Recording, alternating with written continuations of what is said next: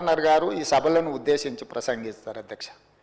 ఇప్పుడు నేను వాళ్ళకు గుర్తు చేయాలనుకున్నది ఏంటంటే, మా ఎన్నికల సందర్భంగా మా మేనిఫెస్టో ఎలక్షన్ మేనిఫెస్టో కమిటీ చైర్మన్గా సహచార మంత్రివర్గ సభ్యులు శ్రీధర్ బాబు గారి నేతృత్వంలో తెలంగాణ ప్రజలకు మేము ఇచ్చిన మాట ప్రకారం ఆ ఎలక్షన్ మేనిఫెస్టోనే ప్రాతిపదికగా దాన్నే ఒక బైబిల్గా, ఖురాన్గా, భగవద్గీతగా భావించి చిత్తశుద్ధితోని అందులో ఉన్న అంశాలనే మా ప్రభుత్వం ఈ 15 నెలలుగా అమలు చేసుకుంటూ అమలు చేసిన అంశాలనే మంత్రివర్గంలో ఆమోదించి మంత్రివర్గంలో ఆమోదించిన అంశాలనే గవర్నర్ గారి ప్రసంగం ద్వారా ఉభయ సభలను ఉద్దేశించి 4 కోట్ల తెలంగాణ ప్రజలకు వివరించడం జరిగింది.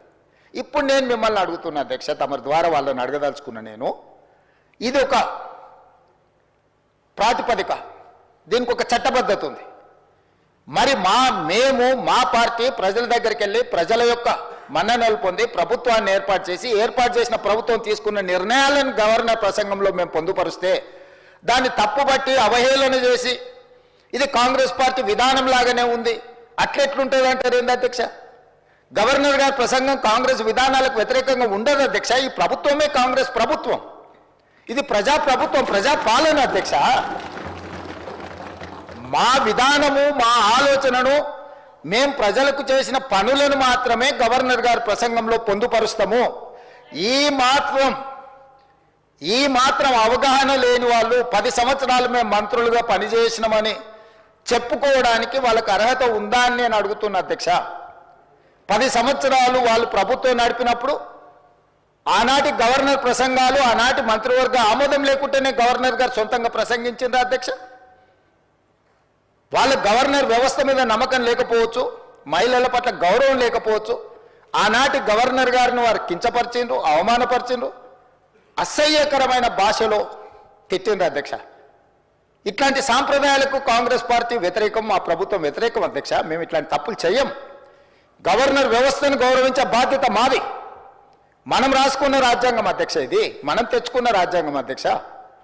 అందుకే గవర్నర్ గారిని గౌరవించి గవర్నర్ గారి ప్రసంగాన్ని, గవర్నర్ గారి ప్రసంగంలో ఏమైనా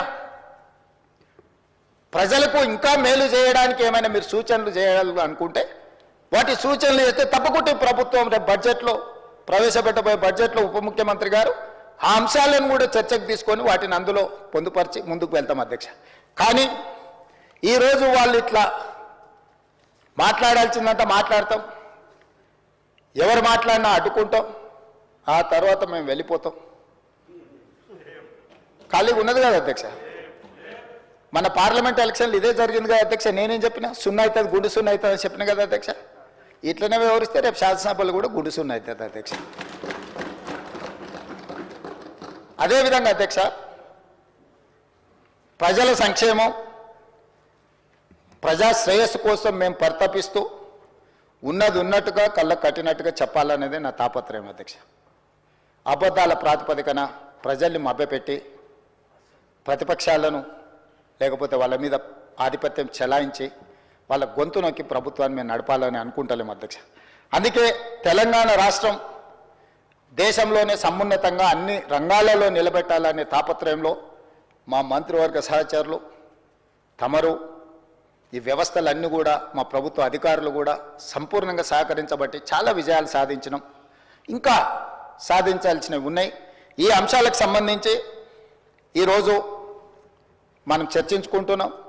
గవర్నర్ గారు లేవనెత్తిన అంశాలతో పాటు అదేవిధంగా ప్రభుత్వంలో ఇప్పుడు ఈ జరిగిన 15 నెలల పరిపాలన మీద ప్రతిపక్ష సభ్యులు పల్లా రాజేశ్వర రెడ్డి గారు కావచ్చు, జగదీశ్వర్ రెడ్డి గారు కావచ్చు, మహేశ్వర్ రెడ్డి గారు కావచ్చు, లేకపోతే కూనంనేని సాంబశివరావు గారు కావచ్చు, అక్బరుద్దీన్ ఓవైసీ గారు కావచ్చు, మిత్రులు రామచంద్ర నాయక్, ఆది శ్రీనివాస్ గారు, వేముల వీరేశం గారు కావచ్చు, ప్రస్తావించిన అంశాలను అన్నిటిని కూడా దృష్టిలో పెట్టుకుంటాం అధ్యక్ష.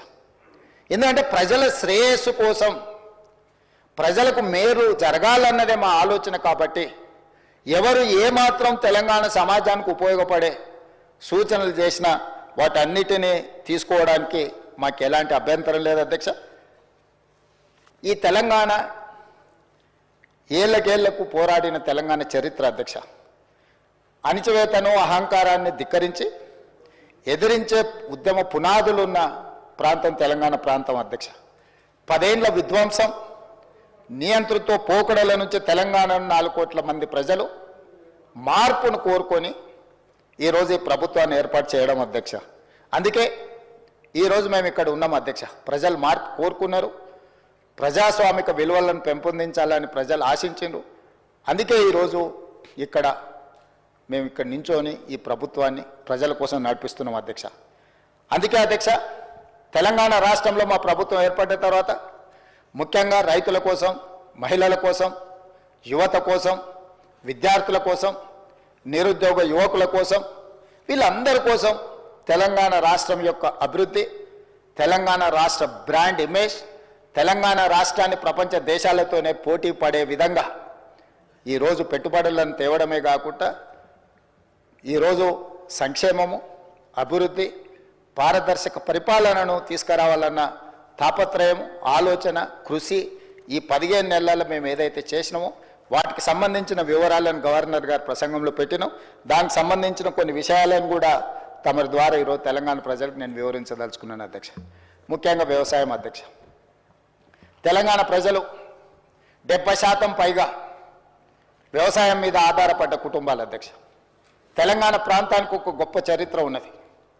పెద్దలు దామోదర రాజనరసింహ గారు, లేకపోతే మా బట్టి విక్రమార్క గారు వివిధ సందర్భాలలో తెలంగాణ ప్రజలకు భూమితో ఉన్న బంధం, భూమితో ఉన్న అనుబంధం, ఈ భూమే సర్వం, తెలంగాణ సమాజంలో పోరాటాలు, నేల కొరిగిన వీరులు చిందించిన రక్తం, ఈ భూమి కోసము, భుక్తి కోసం, విముక్తి కోసమే పోరాటాలు జరిగినాయి అధ్యక్ష. అది ఆనాటి సాయుధ రైతాంగ పోరాటం కావచ్చు, తొలిమల్లి తెలంగాణ ఉద్యమాలు కావచ్చు, ఈనాడు ప్రజలు ఆశిస్తున్నది కావచ్చు. భూమే మన ఆత్మగౌరవం. అమ్మ ఎంతనో భూమాత అంతనే. గ్రామంలో మన యొక్క గౌరవం, మన గుర్తింపు, మన భూమి. ఆ భూమిని నమ్ముకొని వ్యవసాయంలోనే పుట్టి, వ్యవసాయంలోనే పెరిగి, వ్యవసాయంలోనే చనిపోతున్న మన కుటుంబాలను ఆదుకోవాలన్న బాధ్యత మా ప్రభుత్వం మొట్టమొదటిగా తీసుకున్నది అధ్యక్ష. అందుకే ఎన్నికల సమయంలో 2 లక్షల రూపాయల వరకు రైతులను రుణ విముక్తులను చేసి, మీరు ఎక్కడైనా చూడండి అధ్యక్ష, ఆత్మహత్యల్ని, కార్పొరేట్ కంపెనీలు లక్షల కోట్లు అప్పులు చేసిన వ్యాపారస్తులు ఎవరు ఆత్మహత్యలు చేసుకోలేదు అధ్యక్ష ఈ దేశంలో. కానీ రైతు 20,000, 50,000, 1,00,000, 2 లక్షలు అప్పు చేస్తే, అప్పులవాడు ఇంటి ముందుకు వచ్చి నిలబడితే ఆ ఆత్మ గౌరవాన్ని చంపుకోలేక అప్పులవాడు ఇంటి ముందు నిలబడితే తలెత్తుకొని అబద్ధాలు చెప్పలేక ఈనాడు నా రైతాంగం ఆత్మహత్యలకు పాల్పడుతున్నారు అధ్యక్ష. అత్యధికంగా ఆత్మహత్యలు జరగడానికి కారణం రైతులు తెచ్చుకుంటున్న అప్పులు అధ్యక్ష. అందుకే ఏ కార్పొరేట్ కంపెనీ వాడు దాదాపుగా 16 లక్షల కోట్ల రూపాయల కార్పొరేట్ కంపెనీలు బ్యాంకులకు ఎగవేత వేసి, నీరవ్ మోడీలు, లలిత్ మోడీలు, విజయ్ మాల్యాలు వేల లక్షల కోట్ల అప్పులు చేసి దేశం విడిచి పారిపోయి ఇతర దేశాలలో విలాసవంతమైన జీవితాలు గడుపుతున్నారు తప్ప ఎవరు బ్యాంకులకు పన్ను ఎగవేసి అప్పిచ్చినోడికి అప్పేగేసి ఎవరు ఆత్మహత్యలు చేసుకోలేదు అధ్యక్ష.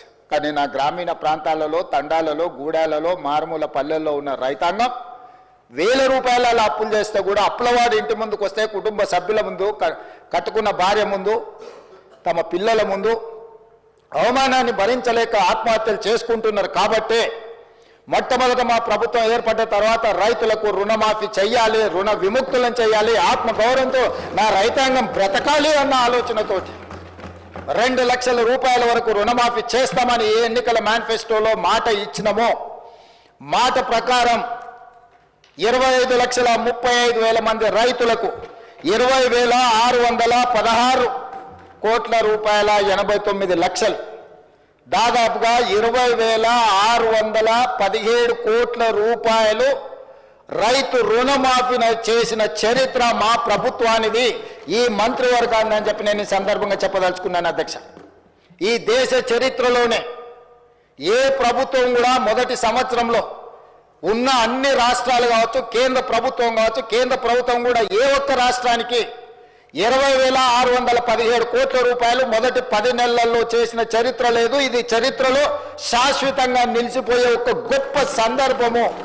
25,35,000 మంది రైతులకు 20,617 కోట్ల రూపాయల రుణమాఫీ చేసి, రైతులను రుణ విముక్తులను చేసి, ఆత్మ గౌరవంతో తలెత్తుకొని బ్రతికే విధంగా ఈరోజు రైతులకు స్వేచ్ఛనిచ్చిన ప్రభుత్వం మాది అధ్యక్ష. ఈరోజు ఆ రైతులను ఆదుకోవాలన్న ఆలోచనతోని ప్రయత్నం అంతా చేసినాం అధ్యక్ష. అదేవిధంగా అధ్యక్ష, గతంలో రైతు బంధు అన్నాడు, ఎన్నికలు వచ్చినప్పుడే మాత్రమే ఖాతాలలో పడేది.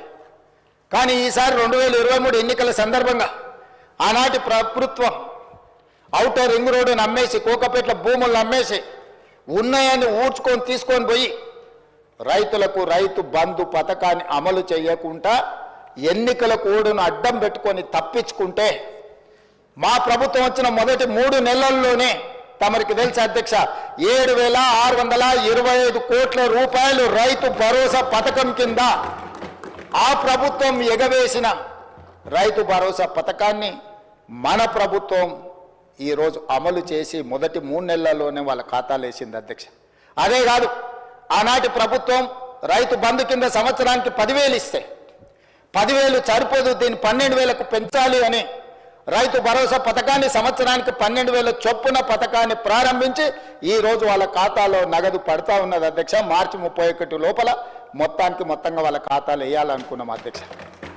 ఇదే కాదు అధ్యక్ష, గ్రామాలలో మీకు తెలుసు, దళితులు, గిరిజనులు, ఆదివాసీలు, బలహీన వర్గాలకు సంబంధించిన వాళ్ళకి అందరికీ భూములు లేవు. వాళ్ళకు భూమి లేకపోవడం వల్ల రైతు భరోసా పథకంలో వాళ్లకు భరోసా ఇవ్వలేకపోవడం వల్ల ప్రభుత్వం ఆనాటి నా పాదయాత్రలు కావచ్చు, మిత్రులు బట్టి విక్రమార్క గారి పాదయాత్రలో భూమి లేని నిర్వాసితులు, భూమి లేని నిరుపేదలు వచ్చి, అయ్యా మాకు భూమి లేదు, భూమి ఉన్న వాళ్ళకే ప్రభుత్వ సహాయం అందుతుంది, భూమి లేని మా గురించి ప్రభుత్వం పట్టించుకోవాలి కదా, మీకు బాధ్యత లేదా అని వాళ్ళు అడిగితే ఆలోచన చేసి ఇందిరమ్మ ఆత్మీయ భరోసా పథకం కింద ప్రతి కుటుంబానికి 12,000 రూపాయలు ఇవ్వడానికి నిర్ణయం తీసుకొని ఈనాడు ఉపాధి హామీ కూలీ కార్డు ఎవరికైతే ఉందో ప్రతి కుటుంబానికి ఇందిరమ్మ ఆత్మీయ భరోసా పథకంలో 12,000 రూపాయలు భూమి లేని నిరుపేదలకు ఈరోజు మన ప్రభుత్వంలో పథకాన్ని అమలు చేస్తున్నాం అధ్యక్ష. భూమి లేని నిరుపేదల యొక్క ఆత్మగౌరవాన్ని నిలబెట్టడానికి ఈరోజు నా ప్రభుత్వం ప్రయత్నం చేస్తుంది అధ్యక్ష.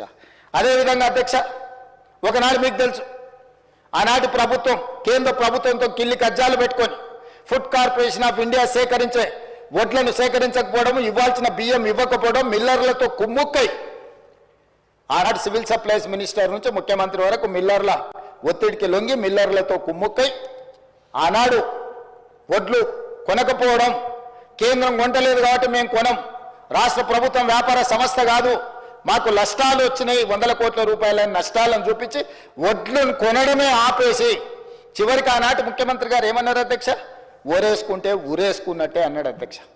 ఎవరైనా ఒక బాధ్యత కలిగిన ముఖ్యమంత్రి గారు రైతుల కష్టం వచ్చినప్పుడు ఆదుకోవాలి, అండగా నిలబడాలి. ఒకవేళ రైతులు ఆత్మహత్యలు చేసుకుంటుంటే మీరు చేసుకోవద్దు, మేము అండగా నిలబెడతాం, అవసరమైతే కేంద్ర ప్రభుత్వంతో కొట్లాడతాం, మేము వడ్లను కొనుగోలు చేస్తామని చెప్పకుండా మీరు ఊరేసుకుంటే ఊరేసుకున్నట్టు అని బరి తెగించి మాట్లాడితే, మేము ప్రభుత్వం ఏర్పడ్డ తర్వాత సివిల్ సప్లైస్ మినిస్టర్గా ఉత్తమ్ కుమార్ రెడ్డి గారు, మీరు వరి పండించండి, ప్రతి చివరి గింజ వరకు కొంటాం, అందులో సన్న వడ్లు పండిస్తే 500 రూపాయల బోనస్ ఇచ్చి కొంటామని చెప్పి 1,200 కోట్ల రూపాయల పైగా 1,206 కోట్ల రూపాయలు సన్న వడ్లకు బోనస్ ఇచ్చి ఈసారి పంట అత్యధికంగా పండించే రైతులు ఈరోజు రాష్ట్ర ప్రభుత్వానికి వడ్లు 1,56,00,000 మెట్రిక్ టన్నులు అమ్మి మనకి ఈరోజు పంట పండించారు అధ్యక్ష. అధ్యక్ష, ఒక్క సంవత్సరంలో 260 లక్షల మెట్రిక్ టన్నులు సంవత్సరంలో వడ్లని దేశంలోనే అత్యధికంగా ఉత్పత్తి చేసిన రాష్ట్రంగా తెలంగాణ రాష్ట్రం మిగిలింది అధ్యక్ష. ఆనాడు ఎవరు కష్టపడి, ఏ రైతు రాత్రి పగళ్ళు కష్టపడి పండించిన వడ్లను చూపించి ఏడ పండినా, అది సూర్యాపేటలో పండినా, అది నిజామాబాద్లో పండినా, అది కరీంనగర్లో పండినా, అది మెదక్లో పండినా, ఈ కాళేశ్వరం నీళ్లతోనే ఈ పంట పండిందని ఆనాడు కాళేశ్వరం కథలుగా మనకు చెప్పిండ్రు అధ్యక్ష. కానీ కాళేశ్వరం కట్టడం కూలడం 3 ఏళ్లలో అయిపోయింది అధ్యక్ష, 1,00,000 కోట్లు ఆవిరి అయిపోయినాయి. ఆ తర్వాత కాళేశ్వరం కూలిన తర్వాత ఉత్తమ్ కుమార్ రెడ్డి గారు సివిల్ సప్లైస్ మినిస్టర్గా బాధ్యతలు చేపట్టిన తర్వాత రైతులకు మేము ఒక భరోసా ఇచ్చి, మీరు పండించిన వడ్లను చివరి గింజ వరకు మేము కొంటాం, మీరు సన్న వడ్లు పండిస్తే 500 రూపాయల బోనస్ ఇస్తామంటే 260 లక్షల మెట్రిక్ టన్నులు పండించి ఈరోజు రైతులకు ఇచ్చింది. కాళేశ్వరం లేకుండానే ఈ దేశంలో అత్యధికంగా ఒక్క సీజన్లో 1,56 మెట్రిక్ టన్నుల వడ్లను పండించి ఈ దేశానికి ఆదర్శంగా మన రైతులు నిలబడ్డారు. వాటన్నిటిని కొనుగోలు చేసి 3 రోజుల్లోనే రైతులకు ఈరోజు మేము వాళ్ళ నగదు వాళ్ళ ఖాతాలలోకి బదిలీ చేసాం. ఆనాడు అధ్యక్ష క్వింటాల్కు 10 కిలోలు తుట్టి మీద, తాలు మీద, తడి మీద కొల్లగొట్టి మాఫియా క్వింటాల్కు 10 కిలోలు అని అంటే దాదాపుగా 250 రూపాయలు. కోటి మెట్రిక్ టన్నులు అంటే దాదాపుగా ఎన్ని వేల కోట్ల రూపాయలు ఆనాడు కమిషన్ల కింద మిల్లర్లు ఆనాటి ప్రభుత్వం మంత్రులు గచ్చి కొల్లగొట్టినరు. మీరు చూడండి అధ్యక్ష, లెక్క వేయండి. కానీ మేము వచ్చిన తర్వాత 1 కిలో కూడా తుట్టి, తాలు, తవుడు పేరు మీద తీయనీయలేదు అధ్యక్ష. తోలు తీస్తామని చెప్పినాం అధ్యక్ష. మిల్లర్లు ఎవరైనా తాలు పేరు మీదనో, తడి పేరు మీదనో, తుట్టి పేరు మీదనో 1 కిలో తీస్తే కూడా మీ తోలు తీస్తామని చెప్పి విజిలెన్స్ అండ్ ఎన్ఫోర్స్మెంట్ పోలీస్ సిబ్బందిని అప్రమత్తం చేసి నిరంతరం మా మంత్రి గారి పర్యవేక్షణ చేసుకుంటూ రైతుకు 1 కిలో కూడా తగ్గకుండా రైతు పండించిన పంట గిట్టుబాటు ధర ఇచ్చి కొనుగోలు చేసిన చరిత్ర, రైతులను ఆదుకున్న చరిత్ర మాదే అధ్యక్ష.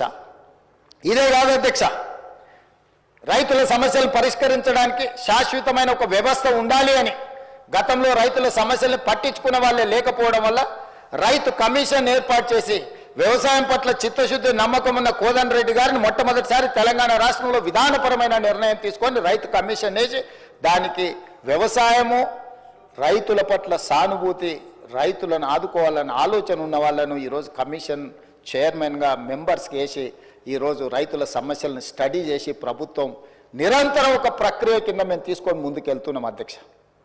ఇట్లా రైతులను పండించిన పంట, రైతులకు నీళ్లు, రైతులకు 24 గంటలు ఉచిత కరెంటు ఇవ్వాలని, చివరి ఆయకట్టు వరకు నీళ్లు ఇవ్వాలని అన్ని రకాల కార్యక్రమాలను, కార్యాచరణను తీసుకొని ఇటు గల్లీ నుంచి ఢిల్లీ వరకు ఈ రైతులకు రావాల్సిన నీళ్ల మీద కొట్లాడుకుంటూ ఈరోజు ముందుకు వెళ్తున్నాం అధ్యక్ష. ఇంతకుముందే పెద్దలు ఉత్తమ్ కుమార్ రెడ్డి గారు సమాధానం చెప్పినారు. ఇక్కడ నేను ప్రస్తావించదలుచుకున్న నీటి గురించి. ఉమ్మడి రాష్ట్రంలో 811 టీఎంసీల ఉమ్మడి రాష్ట్రానికి కేటాయింపులుంటే ఘనత వహించిన, అనుభవం కలిగిన, పోరాటాలు చేసిన అని గొప్పగా చెప్పుకునే ఆనాటి ముఖ్యమంత్రి చంద్రశేఖరరావు గారు, సాగునీటి పారుదల శాఖ మంత్రి హరీష్ రావు గారు,